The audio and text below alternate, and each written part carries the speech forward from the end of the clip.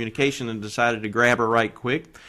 This is the end of the first day at annual communication, and so earlier today, Emily came in and addressed 1,200 Masons, and did it with a lot of style. I thought. Thank you. I really enjoyed your message, and you knocked it out of the park today. So when we saw you wandering the hallways here, we thought we'd grab you and talk just a little bit about the Rainbow Girls.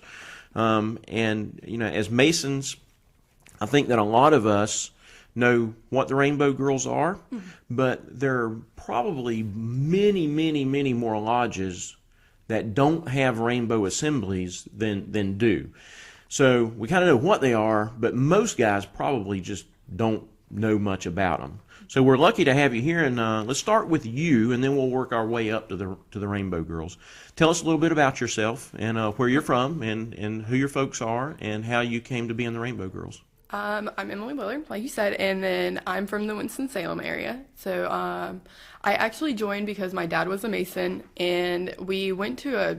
Give him a shout out. What's his name? Hey, Dad. It's Alan Willard. He's he just got on the state executive board committee for Rainbow. So we're very proud of him. My mother is actually the mother advisor for Winston-Salem Rainbow.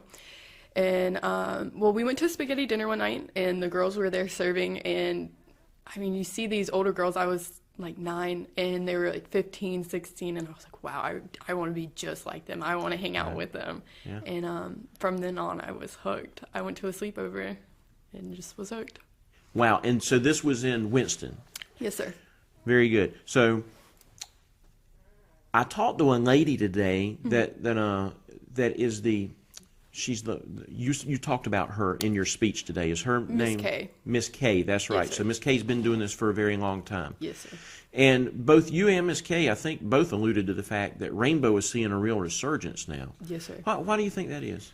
I think, especially in this day and age, you need something stable, and you need something, I think what makes the difference in the girls nowadays is when you have that stability and somebody and something that teaches you about integrity, and that teaches you about how to, I mean, it's simple things like for etiquette. I mean, we have etiquette classes that girls had no idea. I mean, you travel, we have girls that's never been to the coast, and so I mean, you have all these opportunities that a lot of other organizations just can't give you. And I mean, yeah. Maybe you could teach some of those etiquette classes to some of our Masons, Brown. What do you think, buddy?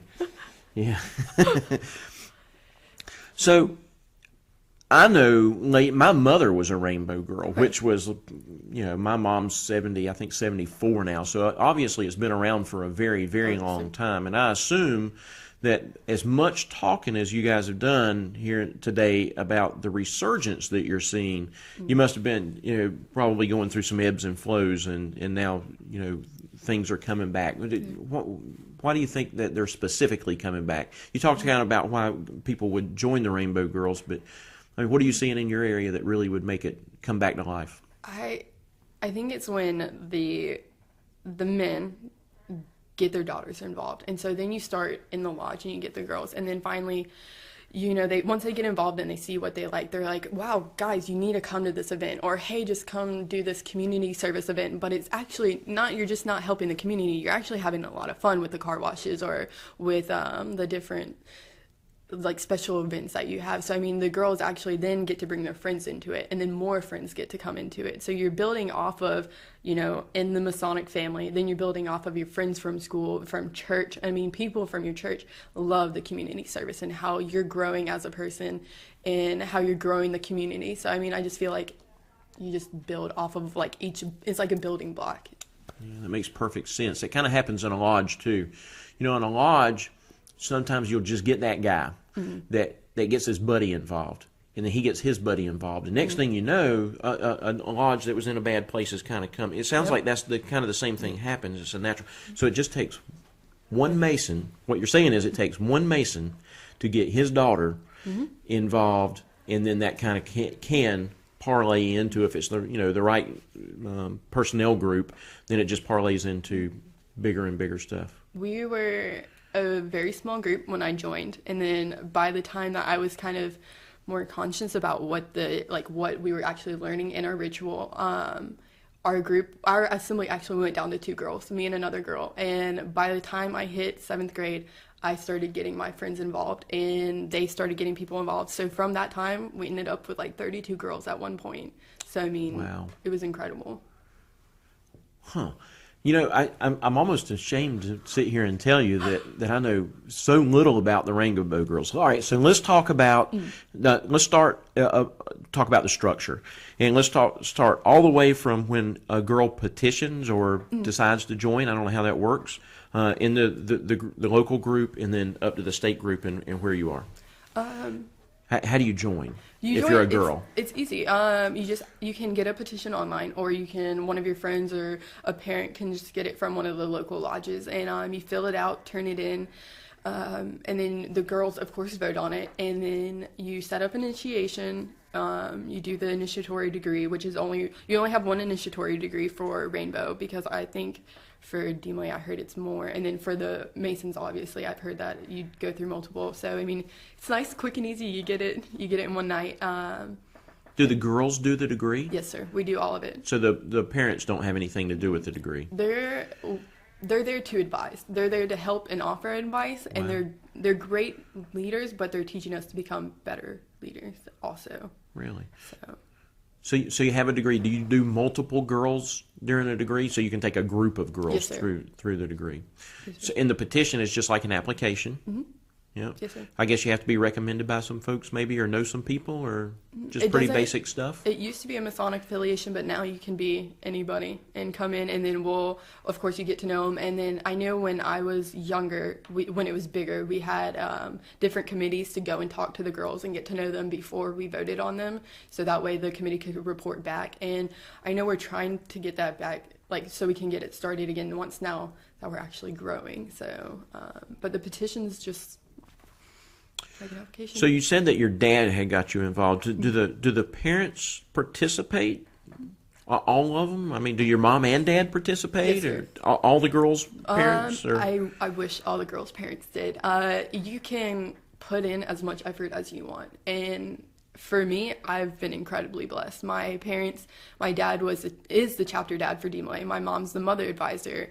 I mean, they bleed and sweat for these organizations. So I mean, I wish more parents were as involved. And it doesn't even have to be parents. I mean, anybody can be involved. Anybody can take the step to just come and help. I mean, the girls love it when we have the Masons come, or when we have Eastern Star come. But I just don't know if enough people know they can. What do they do when they come? They just sit on the They just sidelines sit and there. watch? And it's like, Do y'all have ritual, like when you? We have rituals. So do you have you have an opening and closing ritual on your normal meeting night? Yes, sir. Kind of like the Mason. Really? It was actually written by a Mason. Wow. Yes, sir.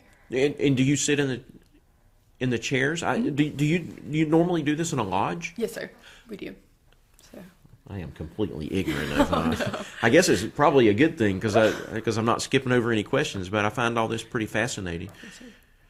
All right, so when you get to be so what do you call that local organization? Is it a lodge? It's just an assembly. An assembly. Yes, sir.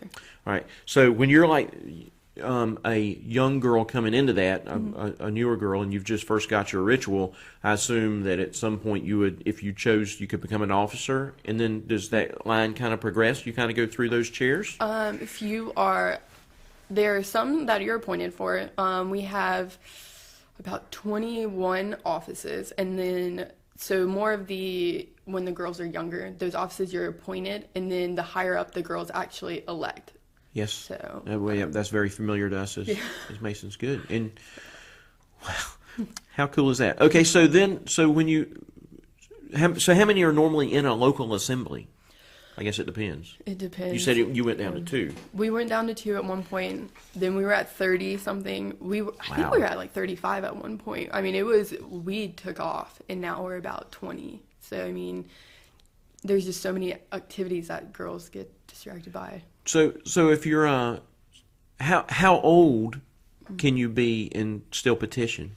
You can be anywhere from 10 and a half and before your 20th birthday.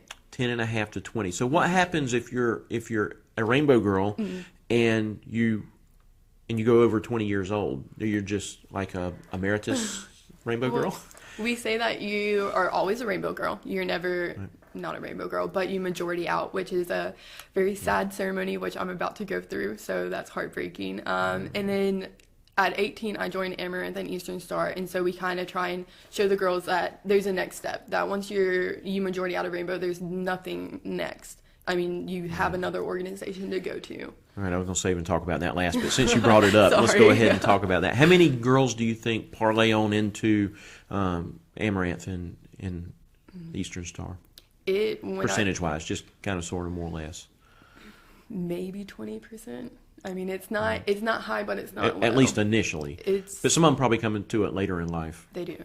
I've heard a lot of people that have joined after maybe in their early 30s. I've heard a lot of people talk about they took a break and then went in, but a lot of girls don't know that there's another step is the problem, which I wish is like the thing to teach now, is that there's something to do next. And I think that's what's really important about having the Eastern Star and Masons come into our meetings and just be a strong force and a strong showing and say, there is another step and this is why you should take it. And let me show you the difference that you can make when you do take that step. So. Cool. So after you leave your local organization, you have a state level organization. Yes, sir. And I assume that are you appointed to that, or do you run for that? You're appointed. It differs in each jurisdiction, but for here we have a state executive board that goes to the different meetings and state events, and they see the girls and see how they do the ritual work, how they perform, and how they interact with other girls. And then they appoint. They get together and they collaborate and they appoint the different girls. So very nice. So as the Grand Worthy Advisor, you're like the equivalent of the Grandmaster of Rainbow Girls? Yes, sir. Wow. And are you at the end of your term, beginning of your term? Is that a year-long appointment? Yes, sir. I was in June, the end of June, I started my term. So it's not really the beginning, but right. So you're a quarter of the way through it, something like that. Good. And so I assume that you travel all over the state and you talk to the local groups? Good. Well, we couldn't be more proud of you. Thank you, sir. And you made a wonderful, impassioned speech today. The guys I know, listening to the Masons, they love hearing from the Rainbow Girls. They love hearing from the D-Malays. I know that your parents are incredibly proud of you, and we appreciate you taking a few minutes out of your day to come talk to us. And you want to give a shout out to Appalachian State? Go Mountaineers! We'll run it out.